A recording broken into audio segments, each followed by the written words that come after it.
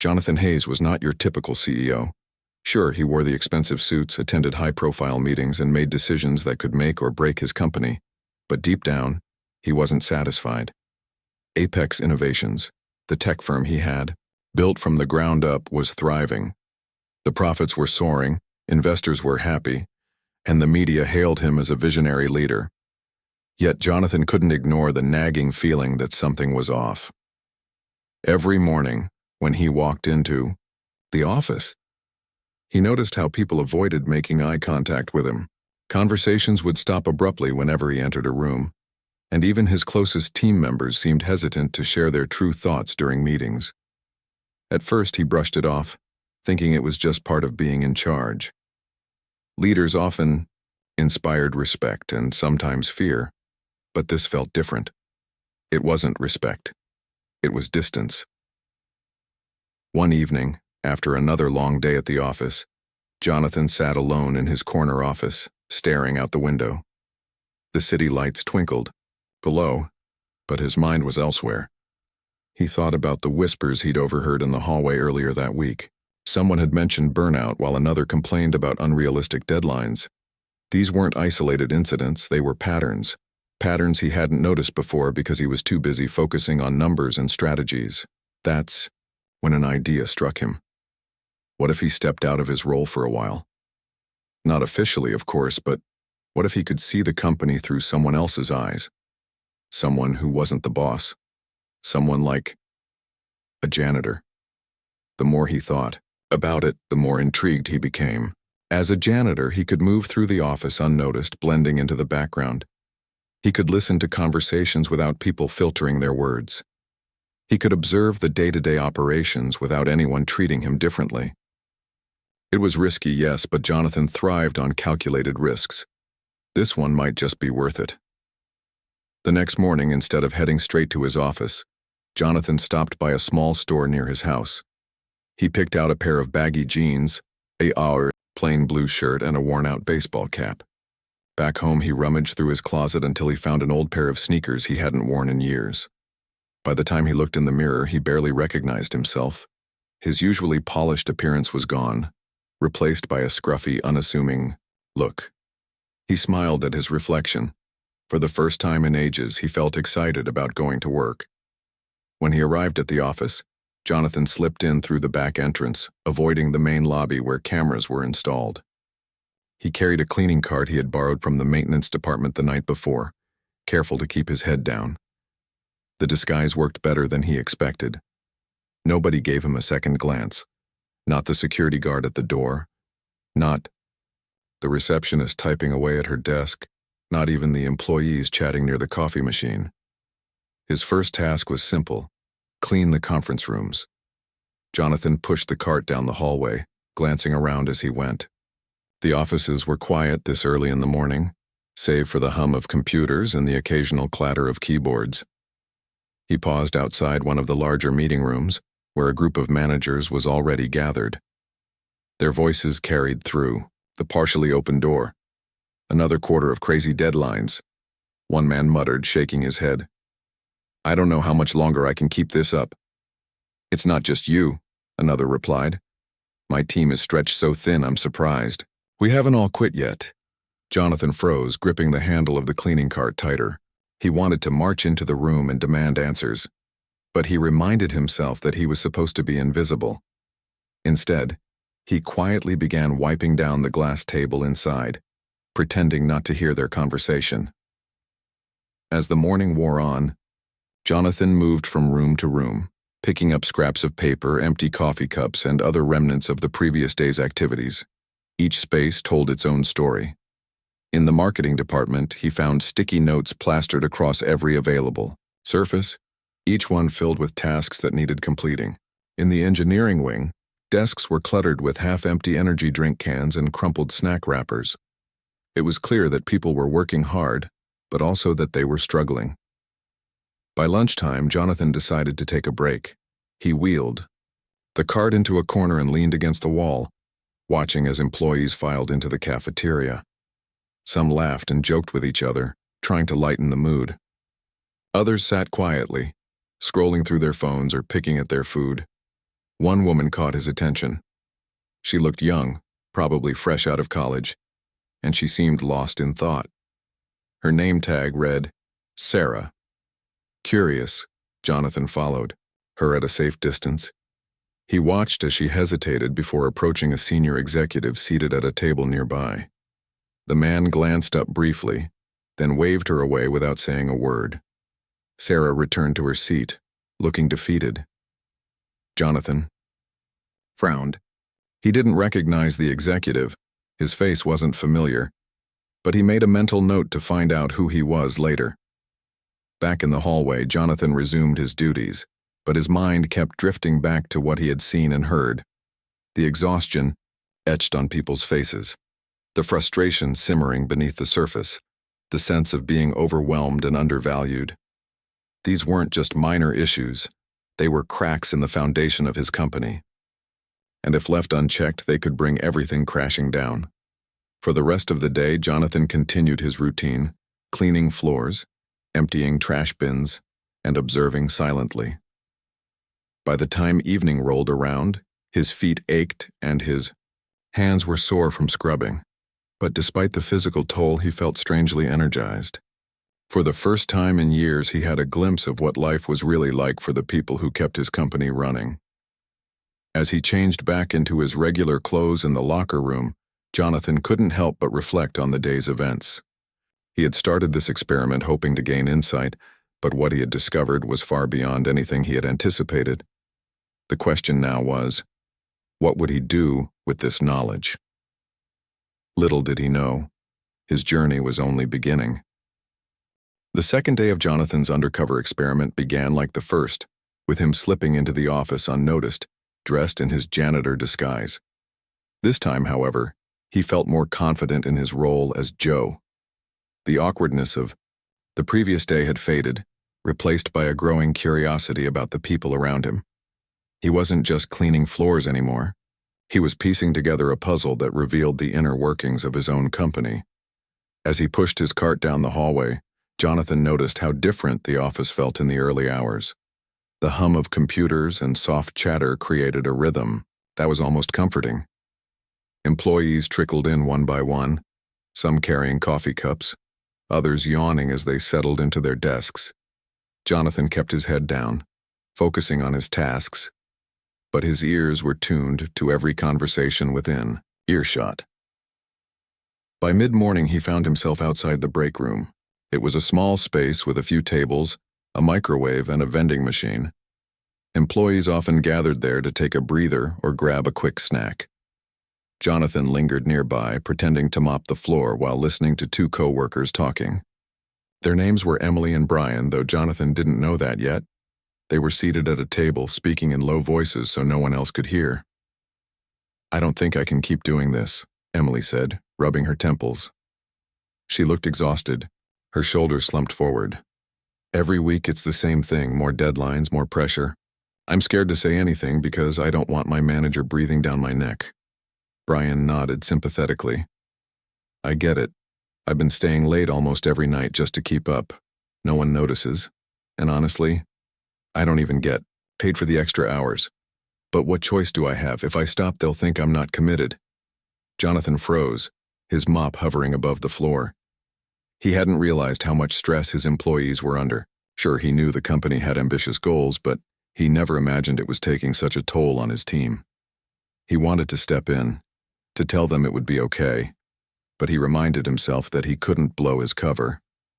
Instead, he quietly resumed, mopping, letting their words sink in. Later that afternoon, Jonathan made his way to the supply closet to restock some cleaning supplies. As he opened the door, he saw someone inside. It was a young woman, her face buried in her hands. She was crying softly, her shoulders shaking with each sob. Startled, Jonathan hesitated for a moment before stepping inside. "Are you okay?" he asked gently, keeping his voice low. The woman looked up startled. Her name tag read Sarah, the same intern he had noticed the day before.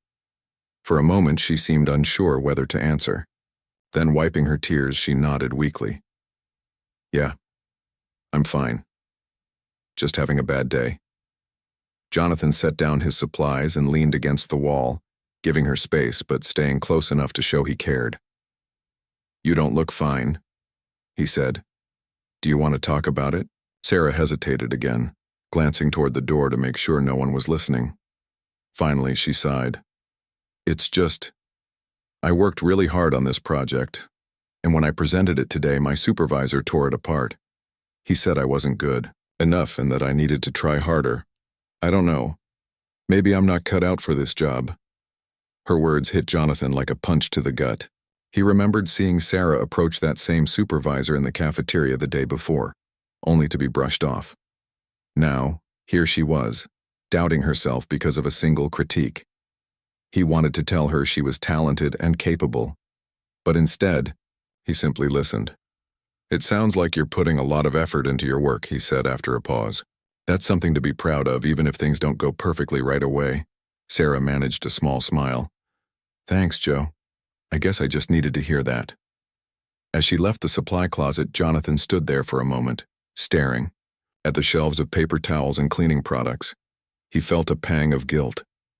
Apex Innovations was supposed to be a place where people grew and thrived, not a place where they broke down under pressure. Yet here he was, witnessing exactly that. Over the next few days, Jonathan continued to observe and listen. He started noticing patterns in the conversations he overheard. People talked about feeling overworked, underappreciated, and disconnected from leadership. Some mentioned that they rarely saw Jonathan himself, which made them feel like he was out of touch with the realities of the workplace. Others joked bitterly about how the company cared more about profits than people. One evening, while cleaning near the IT department, Jonathan struck up a conversation with Alex, the night shift security guard. Alex was in his mid-30s with a warm smile and a knack for storytelling. Over the course of an hour, he shared details about his life, how he was saving up to start his own business someday, how his kids loved playing soccer, and how he enjoyed working nights because it gave him time to think. "You know," Alex said thoughtfully, "a lot of people come through here during the day, but they don't really see us. They walk past without saying hello or even noticing we're here. It's like we're invisible." Jonathan nodded, understanding exactly what Alex meant. Even as CEO, he had been guilty of the same thing. He had walked these halls countless times without paying attention to the individuals who kept everything running smoothly. Now posing as a janitor, he was seeing them clearly for the first time. Another person who caught Jonathan's attention was Lisa, a cafeteria worker known for her friendly demeanor and quick wit. One afternoon, while refilling napkin dispensers in the lunchroom, Jonathan found himself chatting with her. She laughed as she recounted some of the funny things she'd overheard from employees grabbing lunch. "You'd be surprised how much people talk around me," Lisa said with a grin. "They think I'm just here to serve food, so they don't hold back. Sometimes I feel like I know more about this company than anyone else." Jonathan chuckled, though he couldn't help but wonder what secrets Lisa might have uncovered. Was she aware of the struggles Jonathan had witnessed?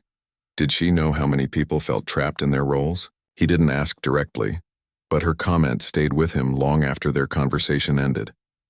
As the week went on, Jonathan found himself forming unexpected connections with the staff. There was Daniel, a mid-level manager who always greeted him with a smile, even though most executives ignored the janitors. One evening, as Jonathan cleaned the conference room where Daniel was working late, they struck up a conversation. "Long hours?" Jonathan asked casually, nodding toward the stack of papers on the table. Daniel sighed, leaning back in his chair. "Yeah, trying to balance everything is tough. My team depends on me, but so does upper management. It feels like no matter what I do, someone ends up unhappy." Jonathan listened intently, struck by the honesty in Daniel's voice. Here was someone in a position of authority, yet he was just as stressed as the junior employees. It was a reminder that the problems at Apex Innovations ran deeper than Jonathan had initially thought. Despite the heavy revelations, Jonathan also found moments of hope. He saw friendships blossom between co-workers sharing lunch breaks, laughter echoing through the hallways during impromptu celebrations, and quiet acts of kindness, like when Alex offered to cover a shift for a colleague dealing with a family emergency. These small gestures showed that, despite the challenges, the heart of the company still beat strong. By the end of the week, Jonathan felt a mix of emotions. On one hand, he was disheartened by the struggles he had uncovered.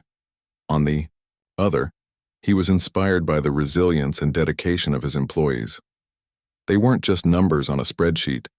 They were real people with dreams, fears, and untapped potential. As he changed back into his regular clothes in the locker room, Jonathan couldn't shake the weight of what he had learned. He had started this experiment hoping to gain insight, but what he had discovered was far beyond anything he had anticipated. The question now was, what would he do with this knowledge? Little did he know, his journey was only beginning. By the third week of his undercover experiment, Jonathan Hayes, or rather Joe, had settled into a routine. He knew which hallways were busiest in the mornings, where employees liked to gather during breaks, and which corners of the office often went unnoticed. But more importantly, he had started building relationships with people who, under normal circumstances, might never have crossed paths with the CEO. These connections gave him a deeper understanding of the struggles his employees faced, and also showed him glimpses of their resilience. One afternoon, while cleaning near the design department, Jonathan noticed a young woman sitting at her desk, staring blankly at her computer screen. Her name tag read Mia, and she was known for her creativity and eye-catching graphics. Today, however, she looked defeated. Her shoulders were slumped, and dark circles shadowed her eyes. Curious, Jonathan lingered nearby, pretending to dust the shelves behind her. "Hey, Mia," another designer called out from across the room. "You coming to the brainstorming session later?" Mia shook her head without looking up. "I don't think so. I'm not feeling very creative today." The other designer shrugged and walked away, leaving Mia alone. Jonathan hesitated for a moment before approaching her cautiously. "Rough day?" he asked softly, keeping his tone casual. Mia glanced up, startled. She seemed surprised that someone, like Joe, a janitor, would take an interest in her. After a pause, she sighed. "Yeah, you could say that. I've been working on this project for weeks, but no matter what I do, it's never good enough. My manager keeps pushing me to make changes, and now I feel like I've lost all inspiration." Jonathan nodded sympathetically. "That sounds tough. Do you think talking to your manager about it would help?" Mia gave a small, humorless laugh. "I tried that once. All it did was make them question whether I was committed to the job. So now I just keep my head down and try to meet their expectations even if it feels impossible." Her words stayed with Jonathan long after he finished cleaning the area. He couldn't stop thinking about how many talented individuals like Mia were being crushed under the weight of unrealistic demands. It wasn't just about meeting deadlines. It was about creating an environment where people felt valued and supported. And clearly, Apex Innovations was failing in that regard. Later that evening, as Jonathan wheeled his cleaning cart toward the break room, he overheard two employees discussing rumors about upcoming layoffs. The news spread quickly through the office, causing anxiety among the staff. Some whispered nervously about their futures, while others tried to put on brave faces, pretending everything was fine. Jonathan watched silently, realizing how fragile trust had become within the company. The next morning, Jonathan decided to focus on the cafeteria, hoping to catch snippets of conversation over breakfast. As he wiped down tables, he struck up a chat with Lisa, the cheerful cafeteria worker who always seemed to know what was happening around the office. Today, however, her usual smile was replaced by a worried frown. "Something wrong?" Jonathan asked, feigning innocence. Lisa glanced around to make sure no one was listening. "It's just, everyone's scared right now," she admitted quietly. "They're talking about cutting costs again, and people are worried they'll be next on the chopping block. It's hard to stay positive when you feel like your job is hanging by a thread." Jonathan nodded, feeling a pang of guilt. He hadn't realized how much uncertainty his leadership decisions, or lack thereof, had created. To his employees, every cost-cutting measure or restructuring plan felt like a threat to their livelihoods. They weren't just numbers on a balance sheet. They were real people with families, bills, and dreams. Over the next few days, Jonathan continued to observe and listen. One evening, while mopping near the IT department, he ran into Alex, the night shift security guard. Unlike most evenings, Alex didn't seem in the mood to talk. His usual cheerful demeanor was replaced by frustration. "What's going on?" Jonathan asked, sensing something was off. Alex sighed heavily, leaning against the wall. "Just got word that my hours are getting cut next month. They say it's because of budget constraints, but honestly, I think they're trying to phase us out. We're already stretched thin as it is." Jonathan felt a knot tighten in his stomach.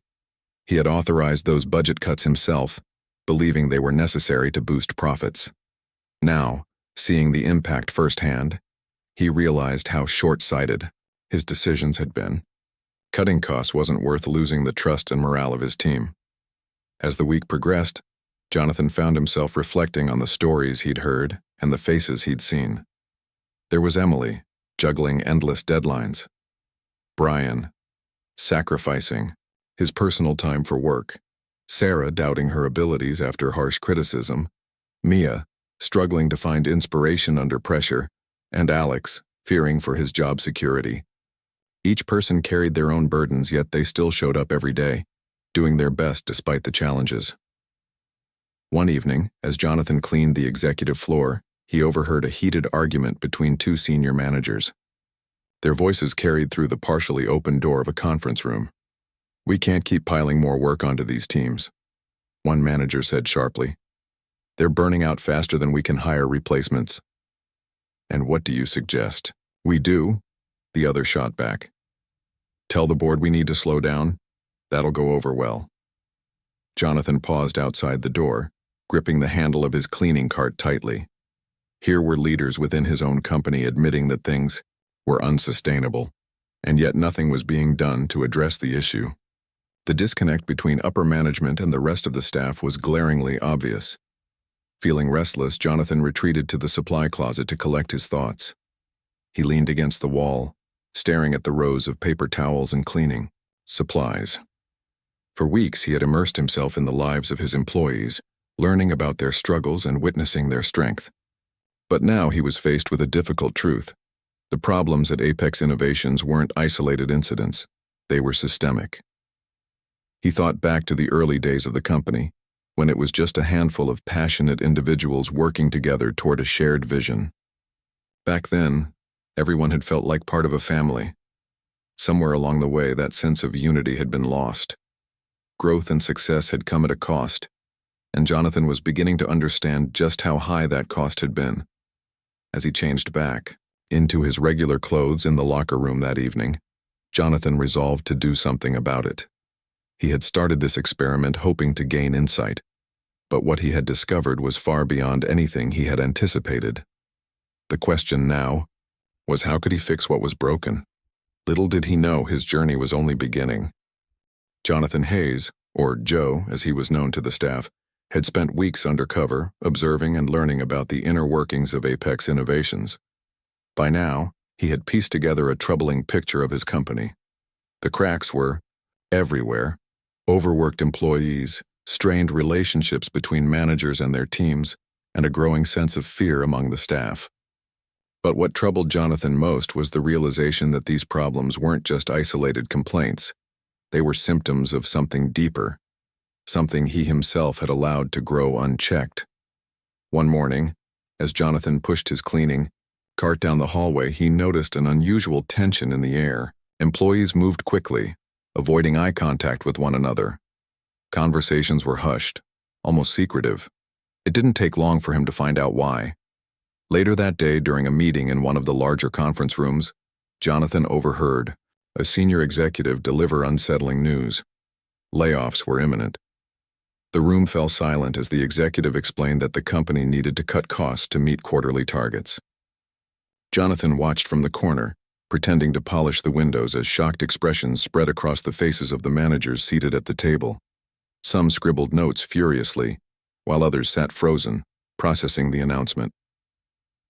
When the meeting ended, the executives filed out, their faces grim. Jonathan lingered behind, listening as two of them whispered outside the door.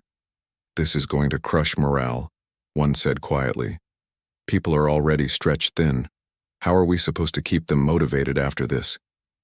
It's not our problem, the other replied coldly. That's what HR is for.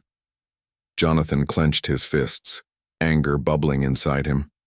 He had always prided himself on being a leader who cared about his employees. But hearing this exchange made him question whether he truly understood leadership at all.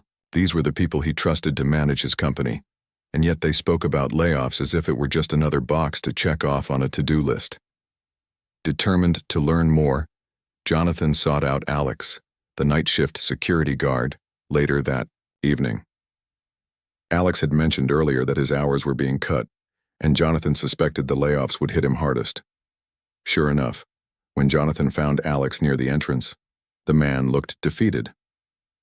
They told me today, Alex said, bitterly shaking his head. Next month I'm gone, just like that. No warning, no explanation. They say it's because of budget cuts, but we both know it's more than that. What do you mean? Jonathan asked, though he already had a pretty good idea. Alex sighed. It's like they don't care about us anymore. We're just numbers to them. If cutting jobs saves them money, then that's what they'll do, no matter who gets hurt in the process. Jonathan nodded, feeling a lump form in his throat. He wanted to tell Alex that it wasn't true, that the company did care about its employees, but he knew he couldn't make promises he wasn't sure he could keep. Instead, he simply listened, letting Alex vent his frustrations. Over the next few days, the mood in the office grew increasingly tense. Employees whispered nervously about who might be next on the chopping block. Some tried to stay optimistic, throwing themselves into their work in hopes of proving their value. Others seemed resigned, packing up their belongings early or skipping lunch breaks altogether.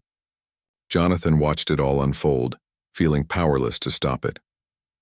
One afternoon, while cleaning near the marketing department, Jonathan stumbled upon a scene that left him speechless. A young intern named Sarah, the same woman he had comforted in the supply closet weeks earlier, was sitting at her desk, tears streaming down her face. Her supervisor stood nearby, arms crossed, looking impatient. I gave you feedback yesterday, the supervisor said sharply. Why isn't this fixed? Yet? You're wasting everyone's time. Sarah wiped her eyes, trying to compose herself. I've been working on it nonstop, but it's a lot harder than it looks. I need more guidance. Guidance? The supervisor snapped. We don't have time for hand-holding. Figure it out yourself or step aside and let someone else handle. Jonathan's heart sank. He recognized the supervisor's tone. It was the same dismissive attitude he had witnessed countless times since starting this experiment. But seeing it firsthand, especially directed at someone as vulnerable as Sarah, made it impossible to ignore. Without thinking, he stepped forward. Excuse me, he said, interrupting the conversation. Both Sarah and the supervisor turned to look at him, surprised by his sudden appearance. Maybe I can help. Sometimes an extra set of eyes makes all the difference. The supervisor frowned, clearly annoyed. This doesn't concern you, Joe. Go back to your work. But Jonathan didn't move. He glanced at Sarah, who looked both grateful and embarrassed. If there's anything I can do to help, just let me know, he said softly before walking away. Later that evening, as Jonathan changed back into his regular clothes in the locker room, he replayed the incident in his mind. He couldn't shake the image of Sarah's tear-streaked face or the frustration in her voice. She had come to Apex Innovations full of hope and ambition, only to be met with hostility and indifference. What kind of company had he built if it treated its youngest and most eager employees this way? The breaking point came a few days later, when Jonathan witnessed an argument between Mia, the graphic designer, and one of the vice presidents. The VP had called an impromptu meeting in the design department, demanding updates on several ongoing projects. When Mia tried to explain the challenges she was facing, the VP cut her off mid-sentence. We don't have time for excuses, the VP said harshly. Either you get this done by Friday or we'll find someone who can. Mia's face flushed red with embarrassment, but she held her ground. With respect, sir, that deadline isn't realistic. I've been working 12-hour days just to keep up, and it's still not enough. If you want quality work, I need more time. The VP scoffed. Quality doesn't matter if we miss the deadline. Make it happen. As the VP stormed out of the room, Mia slumped into her chair, visibly shaken. Jonathan approached her cautiously, keeping his voice low so no one else could hear. "Are you okay?" he asked gently. Mia hesitated, then nodded weakly. "Yeah. I just wish they'd listen. I love this job, but it's killing me." Her words struck a chord deep within Jonathan.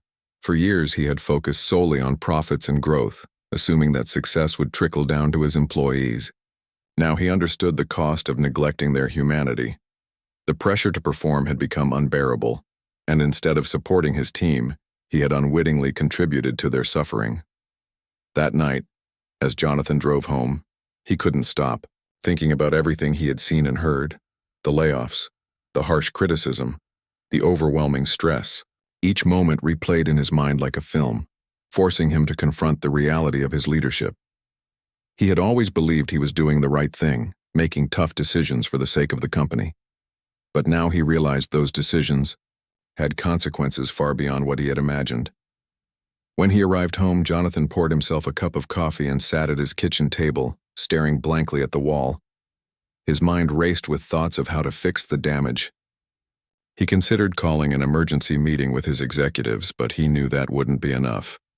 Real change required more than just words. It required action.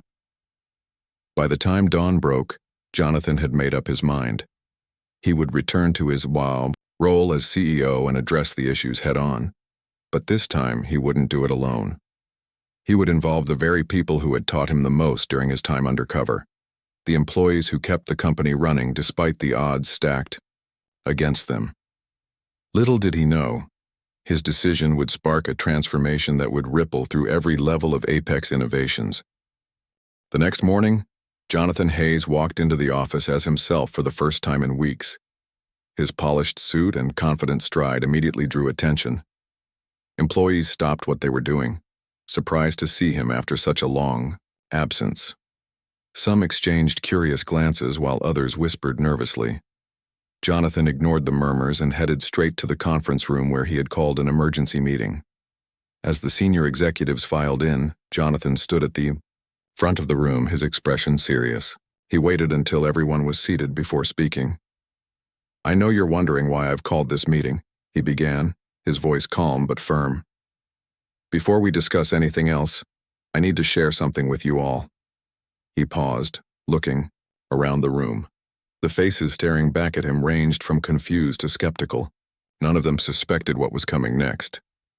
"For the past few weeks," Jonathan continued, "I haven't been in my office or attending meetings like usual. Instead, I've been working undercover, as a janitor." A wave of shock rippled through the room. Gasps and murmurs broke out as people struggled to process what they had just heard. One executive leaned forward, incredulous. "You've been posing as a janitor?" Jonathan nodded.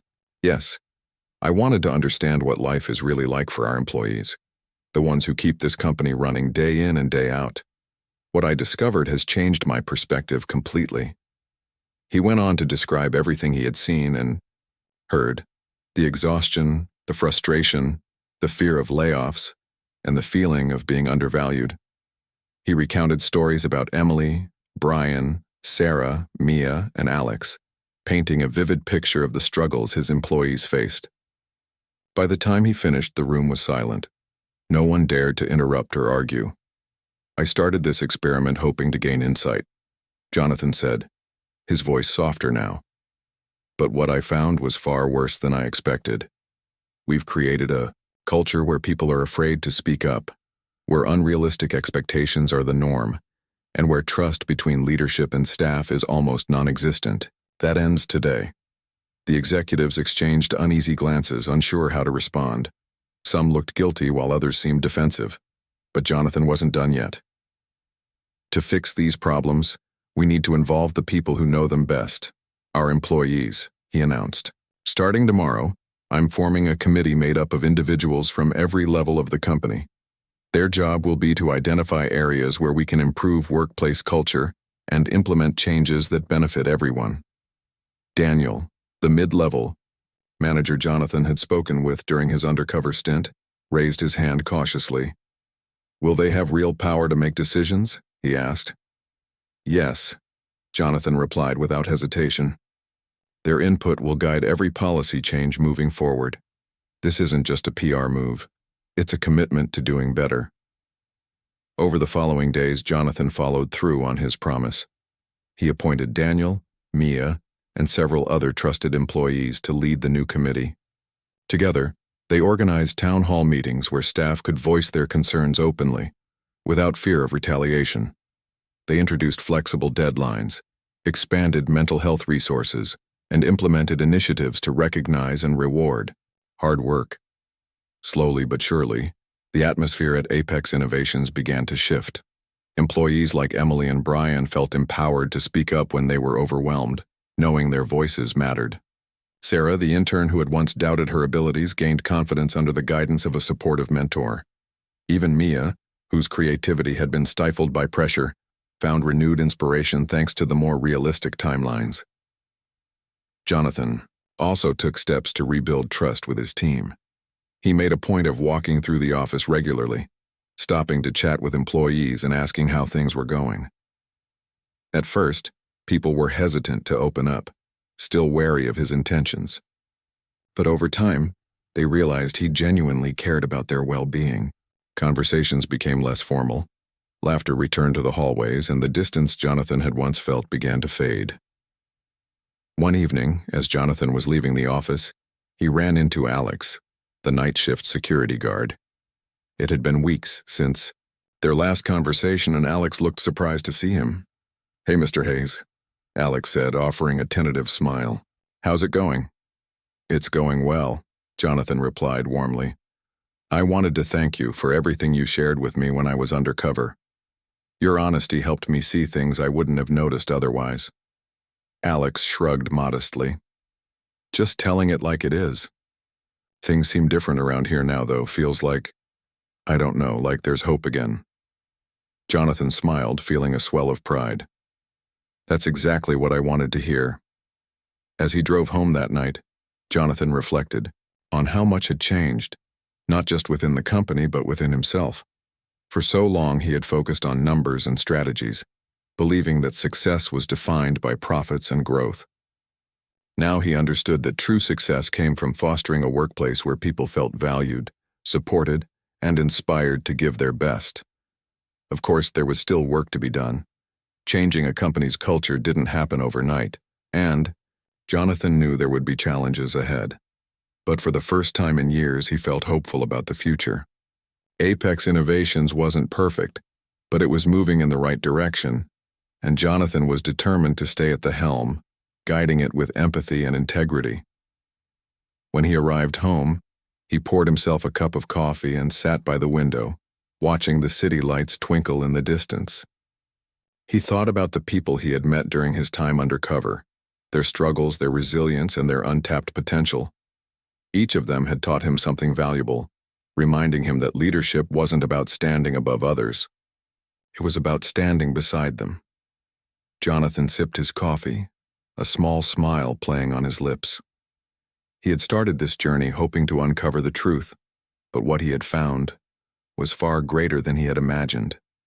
He had discovered the heart of his company, and in doing so he had rediscovered his own purpose as a leader, and for that he was truly grateful.